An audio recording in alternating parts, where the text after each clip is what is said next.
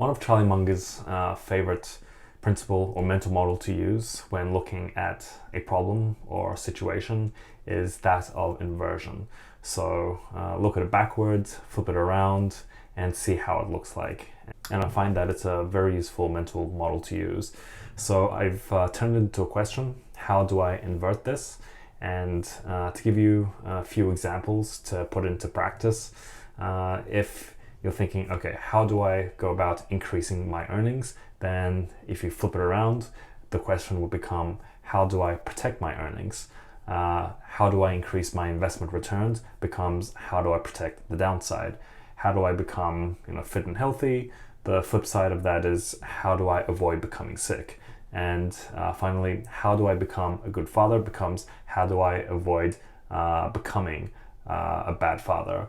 And so part of this is really inherent in Charlie Munger's thinking about being successful in life, is really just all about trying to avoid doing stupid things in life. And I really love this idea generally. And there's one video of Charlie when he was speaking at the Daily Journal the other day, where he was asked about how to outperform in this new inflationary climate.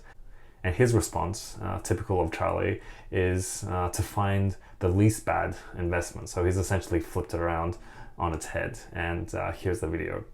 Stephen Tedder from Atlanta writes in, he had similar concerns about inflation, but he takes it a step further. He says, how will this all play out, and what's the best advice you have for individual investors to optimally deal with the negative impact of inflation other than owning quality equities?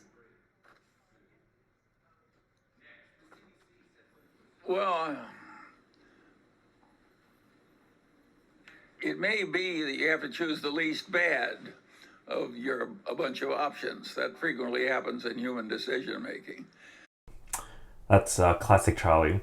Instead of saying look for strong companies with strong pricing power, as a lot of so-called financial experts would say, or trying to find something like gold, he takes the other approach and says, what's the least bad option that I've got here?